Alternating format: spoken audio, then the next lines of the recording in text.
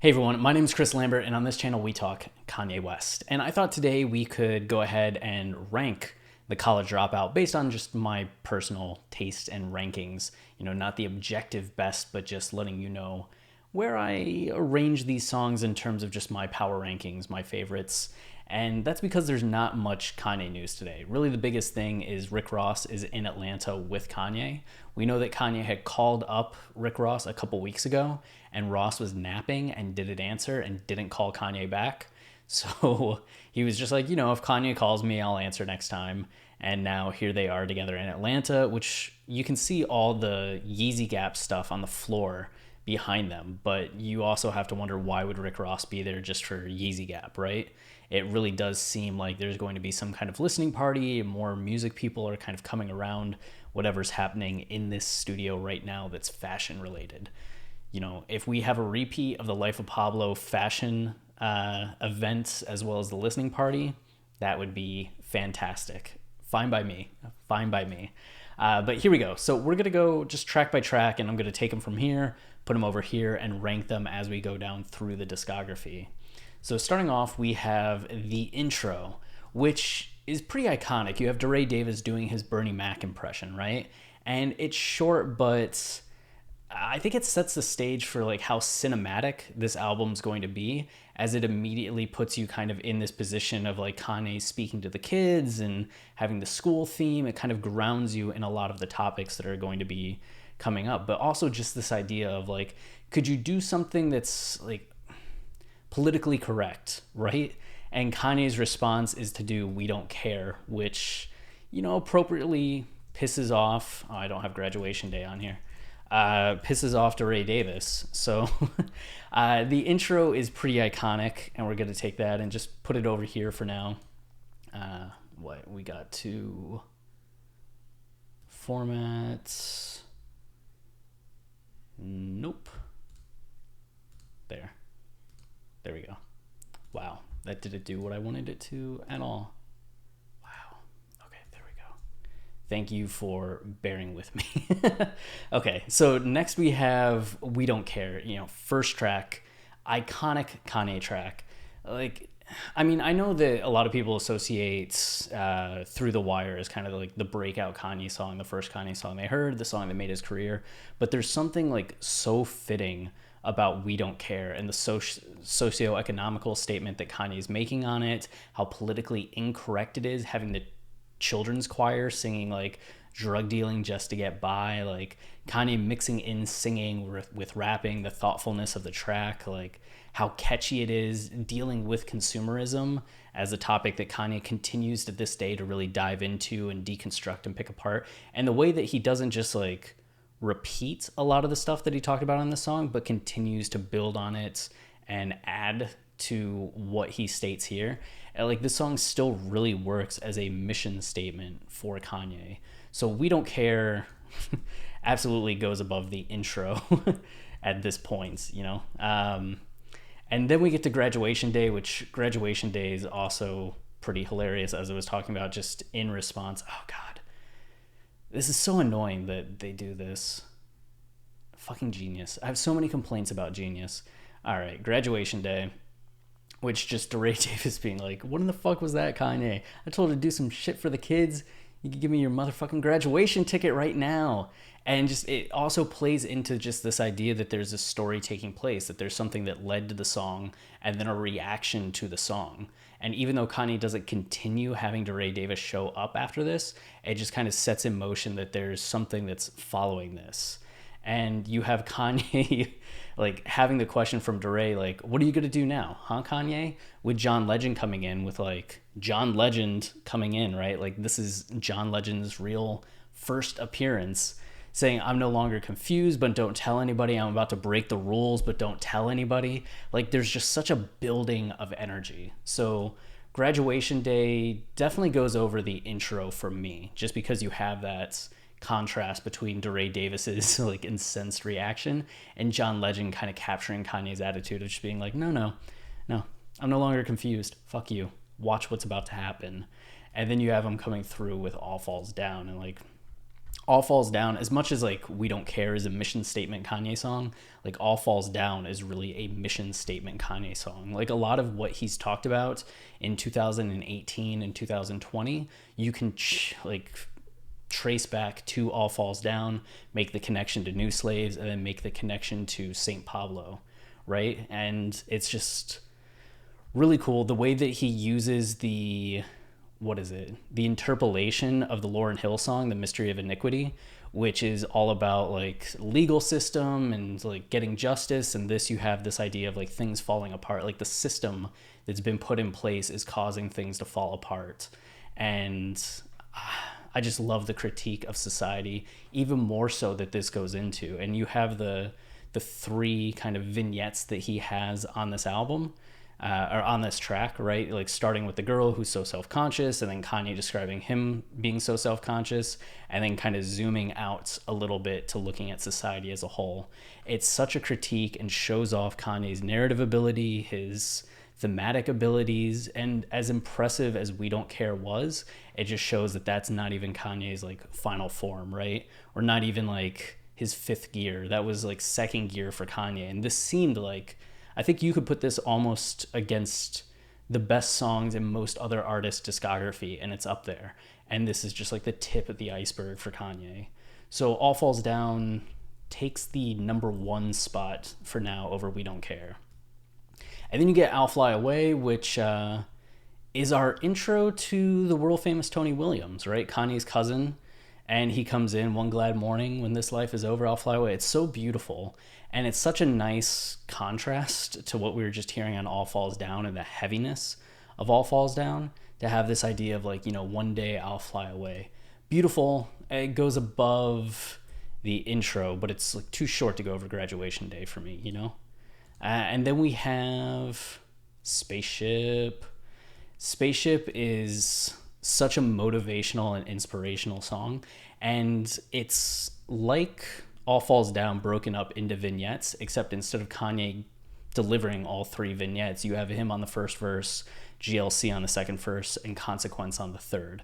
All three kind of capturing the same way that All Falls Down did, that same topic of working a dead-end job and how frustrating it is and what it means to you to get out, and that idea of the spaceship that's going to come and take you away, which is also funny because Kanye over the last 5 years has really identified more and more with like aliens, right? Like ever since he said he's going to laser people with alien eyes and dressing up as an alien for Halloween. Like there was talk in the article that I did about the song Brothers, Seven Aurelius and the other guy, I'm blanking on his name, went to meet up with Kanye, and Kanye was talking about like alien energy and stuff. So to him to have a song called Spaceship even way back when, you can see how much of like Kanye today was still present in College Dropout Kanye. But this song, like the chorus has always been so beautiful to me, so catchy to me. And that verse by Kanye is so incredible in capturing Kanye's like spirit and tenacity and humor. And again, just like the imagery he builds, like the narrative that he builds, the storytelling aspect of this song, and how that's a microcosm of the storytelling aspects of the album. Beautiful, wonderful. I used to, for a long time, think that these verses weren't as strong as Kanye's, but over the years, they've really grown. I mean, the last time that we went back through the College Dropout and did our line-by-line analysis of it, available on Patreon, patreon.com/Kanye podcast, $5. My appreciation for it grew so much, especially like having Tony Williams coming back in, like saying, I want to fly. I said, I want my chariot to pick me up. Ooh, there's a lot of beauty. So while All Falls Down feels more epic to me, there's something about the aspirational and inspirational aspects to Spaceship that put it above the others to me. And just like how gorgeous the production and soundscape is. It like gives me chills every time I listen to it. Next up, we have the one and only Jesus Walks. Oh no. Okay, Jesus Walks. And man, Jesus Walks is another one. It has that epic aspect to it the same way that All Falls Down does. It's another career-defining song for Kanye. Like just that opening, we at war with terrorism, racism, but most of all, we're at war with ourselves. Like incredibly iconic and captures the tension of We Don't Care and All Falls Down versus Spaceship, right? Like both of these being songs that kind of look at the vices that there are and the things that can stop you or keep you from fulfilling your destiny, and Spaceship having that aspirational nature to it of like, I want to fly away. I want to break out of this. And you have that push and pull between the two, the tension between the two, with Jesus Walks kind of being this breaking point of, am I going to continue on in that we don't care drug dealing just to get by? Or am I going to do 5 beats a day for 3 summers and find my spaceship and get out of here? Like, is it the devil or is it Jesus? Like, which one is it going to be? And that's what makes this song such a great tipping point on the album. And just like that final line, well, if this takes away from my spins, which will probably take away from my ends, then I hope this take away from my sins and bring the day that I'm dreaming about. Next time I'm in the club, everybody's screaming out. There's something so professorial is not the word. What is it? Prophecy, but like I'm trying to find a way to make that into a verb. Just very like calling his shots, right? Because this was a song that was then like being played everywhere and he was hearing it and he called it at the end of the song. Much the same way like on The Last Call, he talks about like everybody thought the College Dropout would drop and then flop, but look, like here I am now. The album had it come out and he wrote that line. Like that's incredible. So yeah, I like the calling your shot aspect to it. I'm going to be torn here.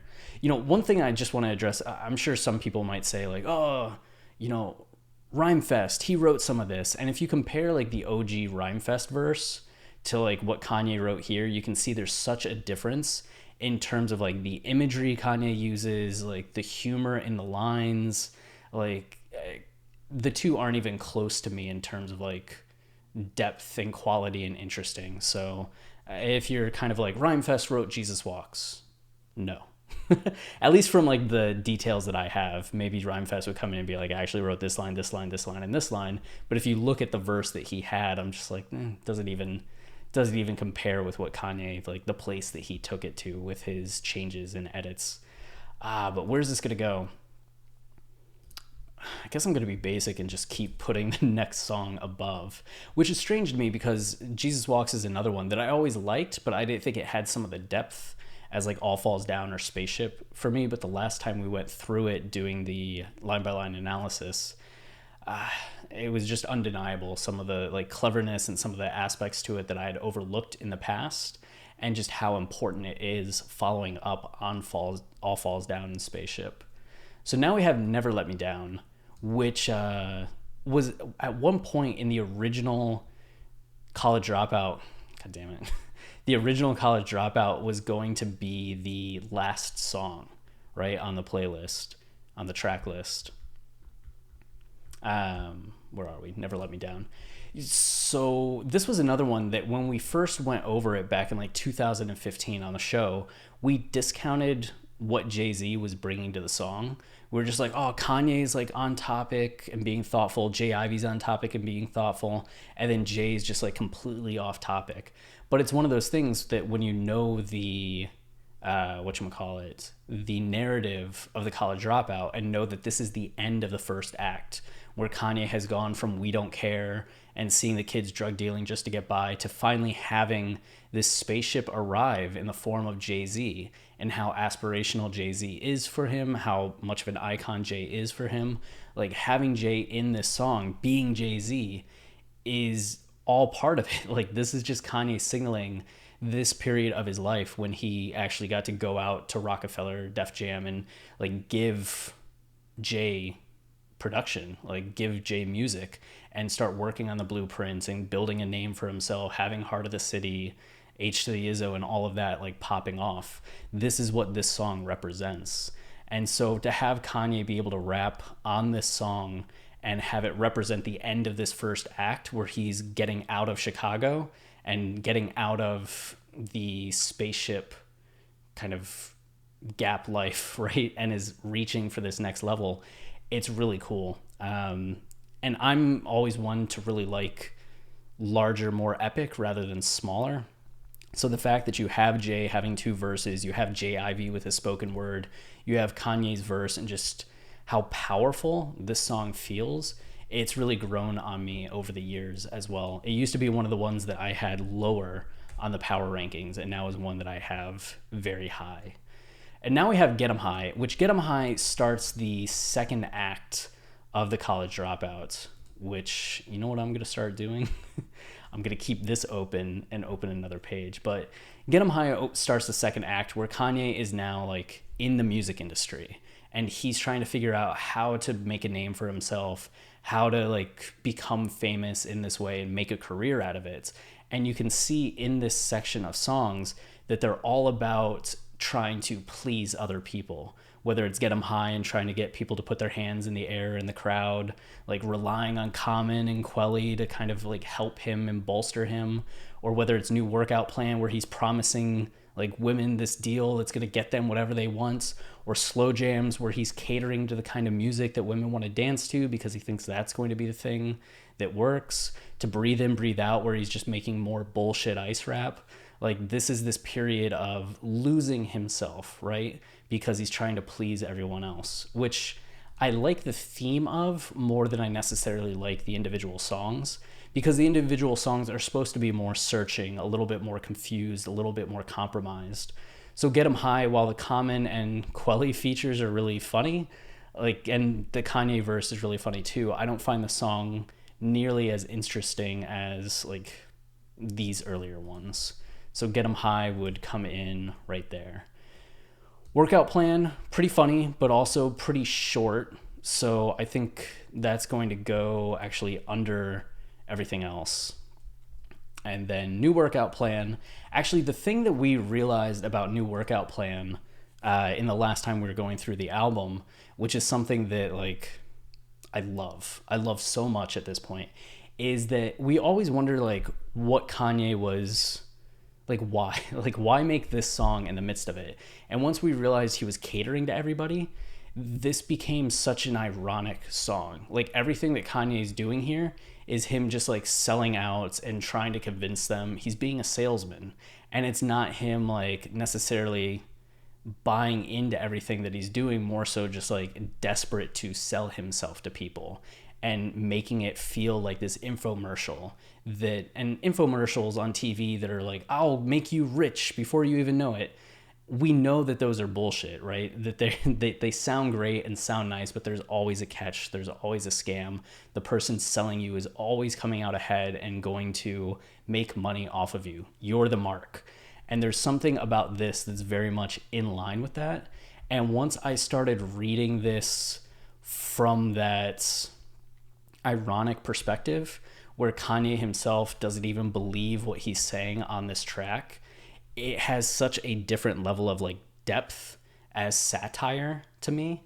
And there were some lines when we were going through it in the episode where we were just like, oh my God, that's it. So this song, I get like a lot of joy from just for that. So I think I'm going to end up putting it right there. Like as much as I like We Don't Care, there's something to like the bizarre contrast of New Workout Plan that just has like a little more energy to me, even if We Don't Care is more thoughtful and meaningful, right? I like the satire and the satire element a bit more. Slow Jams is one that I used to absolutely love and adore. Just like the production was so smooth, and I still love and adore it, but I think over the years it's one that started to feel a little bit more hollow or less interesting to me. Like it's a little bit safer overall, but like the Jamie Foxx intro is amazing. Like the chorus is incredible every time I hear it. Like one of the catchiest choruses I think Kanye has ever had. And some of these lines, like she got a light-skinned friend look like Michael Jackson, got a dark-skinned friend look like Michael Jackson, like such a classic and iconic Kanye line. And to have that moment where Kanye thinks he's making the slow jams that these girls want to dance to, only for Aisha Tyler to be like, yo, I need you to speed it up. Like, it was good that you slowed it down, but I need you to speed it up, showing just the fickle nature of the industry. And you have Twista then come in and like pop off. but you see how desperate they are to try to just like please people, and how Kanye is like kind of limited to doing that. He does what he does, but he can't do what Twista does. But when you ask the crowd what they want, they don't just tell you to do you. They keep asking you to do things that you don't do, which probably somebody watching this being like, you're reading too much into it. But if you listen to our episodes, I'm telling you that it's all there, and it's pretty fascinating. But it's I don't know, it's just one of those ones where like Kanye's verse is pretty short, like just catchy, but not as in depth. And even though that's part of the song, right, just a little too thin for me. So I think because of that, the catchiness keeps it above Get 'Em High. No. Yeah. No. I'm going to put it under Get 'Em High right now. That could change, but I'm going to put it under Get 'Em High. And then we have Breathe In, Breathe Out. And this is going to be crazy for a lot of people. But Breathe In, Breathe Out is... it was another one that like initially Travis and I just like dunked on this song. We were like, how could anybody think that this is great? Like, it's so just like cheesy and stupid and yada, yada, yada. But that's the point. Much like with New Workout Plan, Kanye is making something that he doesn't want to make because he thinks it's what he should make, which is why he starts off with like, golly, more of that bullshit ice rap. I gotta apologize to Mos and Kweli, which is really funny to me because Mos Def and Talib Kweli, right? They got started as Black Star, and their album Black Star is considered like a legend in the hip hop community, right? One of the best rap albums ever. In my like estimation, it's a top 5 non-Kanye rap album, probably top 3, arguably number 1 for me. I just think what they do on that album is incredible. Like Twice in a Lifetime, Respiration, Knowledge of Self, Thieves in the Nights. Like these songs are like incredible, incredible songs that I think few can compare to in their discography, and they have it on one album. Like, it's insane. The range that they show, the thoughtfulness, like the topics that they cover in the album. But on that album, one of the songs, and one of the greatest songs, is called Respiration. And it's thoughtful, it's thought-provoking, it's very much in the line of All Falls Down or We Don't Care, and just like commentary on society and life, and it's terrific. So for Kanye to then have this song called Breathe In, Breathe Out, what is respiration? It's breathing. It's inhaling and exhaling. So you have something as highbrow as respiration contrasted by the lowbrow of Breathe In, Breathe Out. It's just Kanye dumbing it down, right? Like, I'm being stupid because I know that sells. I'm making bullshit ice rap because I know that sells. And I got to apologize to Mos and Kweli because they're making respiration while I'm making Breathe In, Breathe Out. And he just goes on to say like all this kind of like bullshit and dumb shit throughout the song. And it's this slow down rhythm. It's kind of arrogance, and there's a reason people don't like this song as much, but it's exactly that's like playing into the narrative and really is the nadir of the album as Kanye reaches his most kind of like pandering and ridiculous. Like, you can see that it only has 191,000 views. That's the least amount of any full song on this thing, right? Incredible. So definitely like the least popular in terms of like how many people care to check out the lyrics. But I love that concept and that contrast so much. And I think that's the level that Kanye's on that a lot of people miss, is that you have these references and allusions to other tracks, other albums, other artists that add such deeper layers to his work. And it's not just done on College Dropout. He does it almost every song on every album.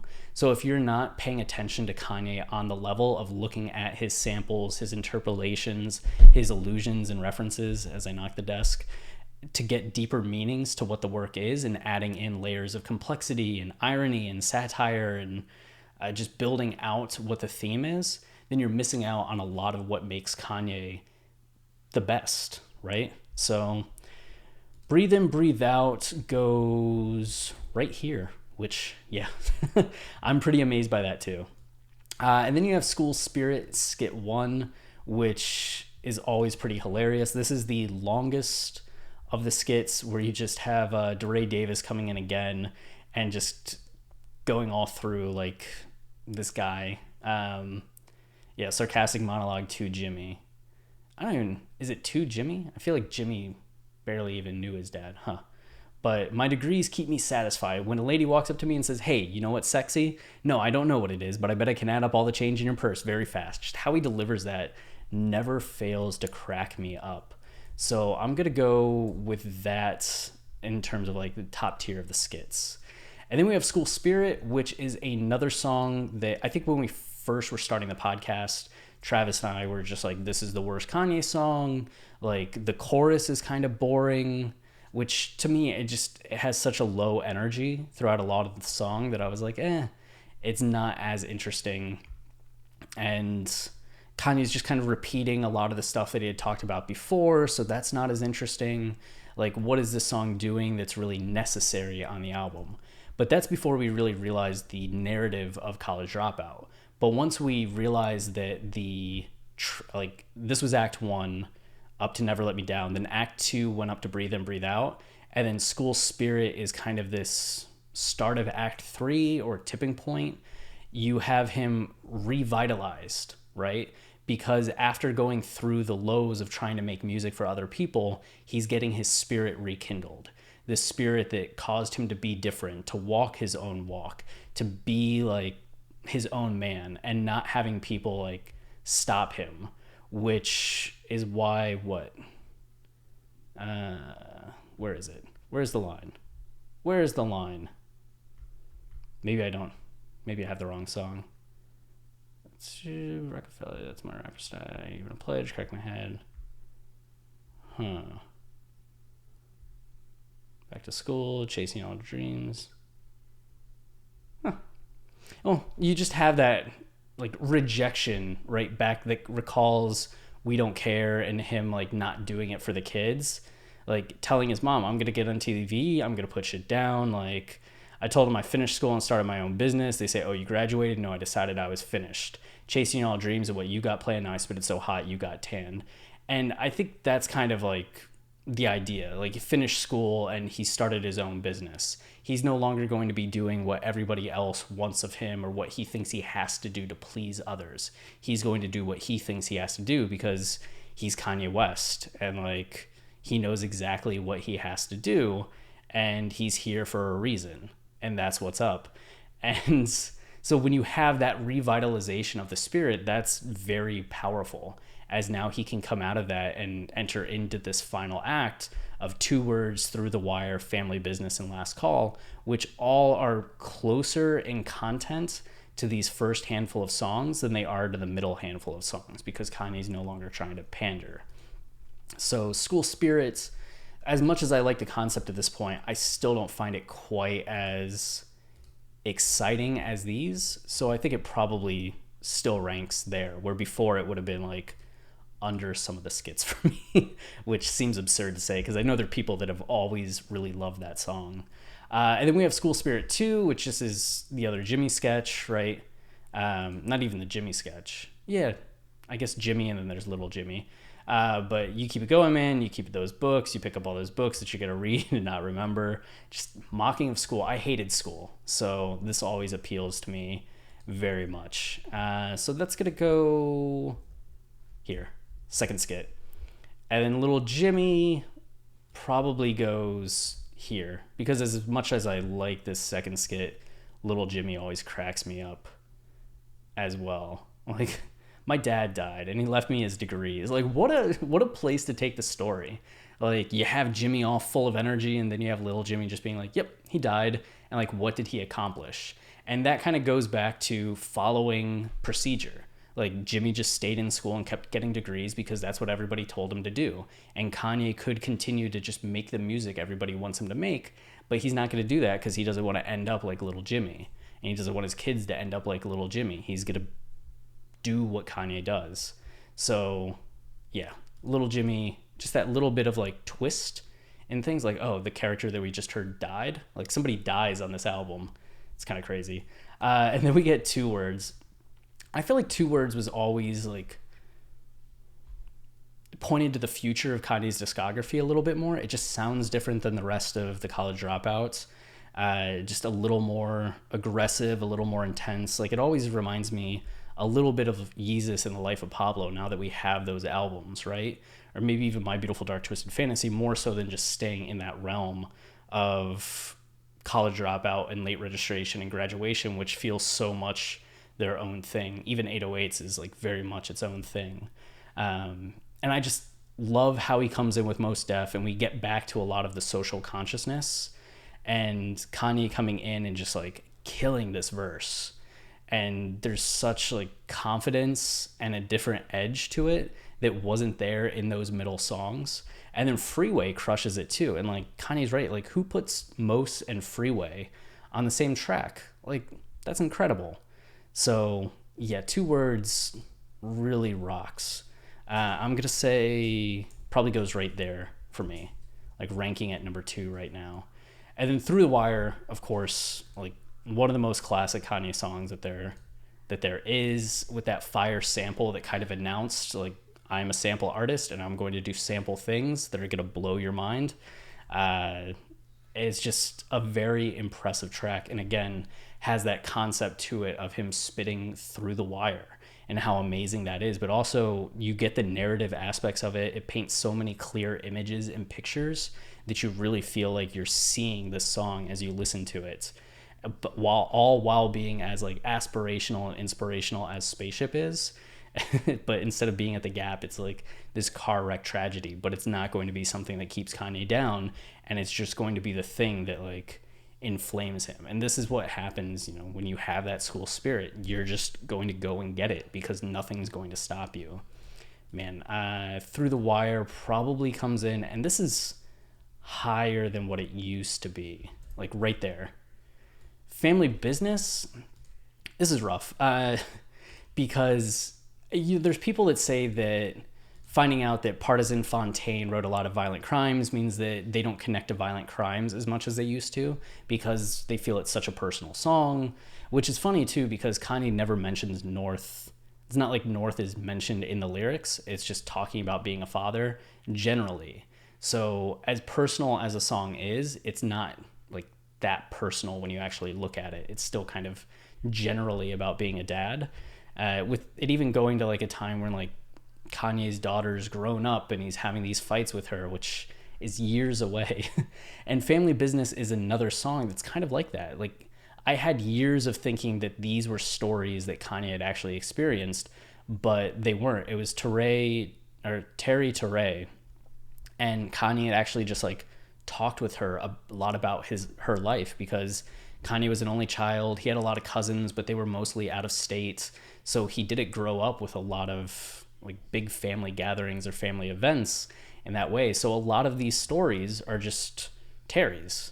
And he's like taking those things, or like this section here is all from, I think it's a Biggie song. Like he interpolates a song. Oh no, Ghostface. Yeah. Which is like kind of crazy. So you have like parts of the song that are just taken from other people, and nothing here is really like something that Kanye experienced.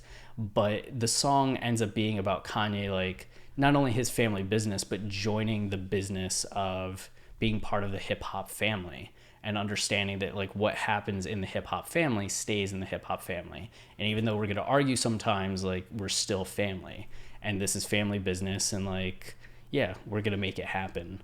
So there's still something very like beautiful about this song and the production, but it also just rings a little bit more hollow to me than I think it does for a lot of people. And I'm somebody that had more of Kanye's experience, right? I was an only child.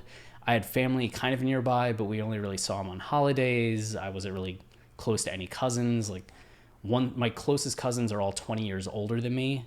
So yeah, Family Business then ends up, I think, like down here. Yeah. But the production, I think, puts it like higher than School Spirit. So it stays higher than School Spirit. And then Last Call immediately goes to number 1. Last Call is just so fantastic to me.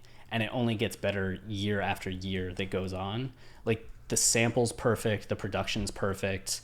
I like postmodern weird stuff that does things that you don't expect, which is why like I Thought About Killing You and Blame Game are two of my favorite like top 3 Kanye songs because they're so bizarre in terms of just their form. And I like that about this too. Like, who puts a 9-minute monologue at the end of their song just telling their whole life story? And that's also the thing that kind of like confirms the narrative aspects of this, because everything that Kanye talks about in this big story is what happens on the album. Kanye was in Chicago, things weren't really going the way that they should, and then he like has a breakthrough with Jay-Z, starts working in the industry, but nobody wants to sign him. And then he finally gets signed and he's able to start like making his album and getting some shine. And now here he is releasing The College Dropout. So it's like this whole story is building up to the release of The College Dropout.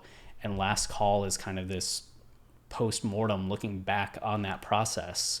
So you have essentially the album telling the story that Last Call tells us, with Last Call being that cherry on top, that victory lap. And it has so many good lines. Like, I don't know, I listen to the full thing through every time and I'm always inspired, I'm always excited, it always makes me laugh, it always makes me smile. Like, I think it's one of the best Kanye songs. So this absolutely is at the top for me in terms of the rankings. And I've taken up 36 minutes of your time, so I also need some water. I think that does it for me today. If you have any thoughts, questions, concerns, go ahead and leave them below. But if you want to support the channel, if I can get through this outro, if you want to support the channel, the easiest way is liking, subscribing, or commenting. Those things tell YouTube that this is a channel people enjoy, so then they show it to more people. And then the thing that we're most well known for is our podcast, Watching the Throne, a lyrical analysis of Kanye West, where we go line by line through Kanye's discography and song by song, revealing the narratives and themes of not just each track, but each album. So on Patreon right now, you can get College Dropouts, Yay, Kids See Ghosts. Yeah, those 3. And that's because we're going to redo a lot of the seasons. So we're actually starting to record an updated late registration season now. Going to go track by track through all of it. And that's going to come out on Patreon. And then we're going to start Graduation. And that's going to come out on Patreon. And then the late registration episodes will push to the actual podcast feed. If you just want to try out the podcast before subscribing to Patreon and supporting us, all of our Jesus is King episodes are available on Apple, Spotify, wherever you listen to podcasts, you know, even here on YouTube. But there's a lot of content on there. There's still like 40 episodes or something like that. And there's going to be 2 new episodes a week as we move through late registration into Graduation, 808s, My Beautiful Dark Twisted Fantasy, Jesus. And that's just because the quality of those early episodes, we didn't have good mics. We were still figuring out a little bit of the structure of the show. So there was a lot that we missed out on.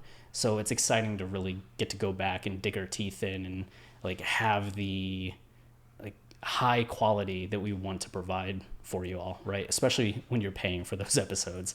So the support is much appreciated. It's patreon.com/Kanye Podcast.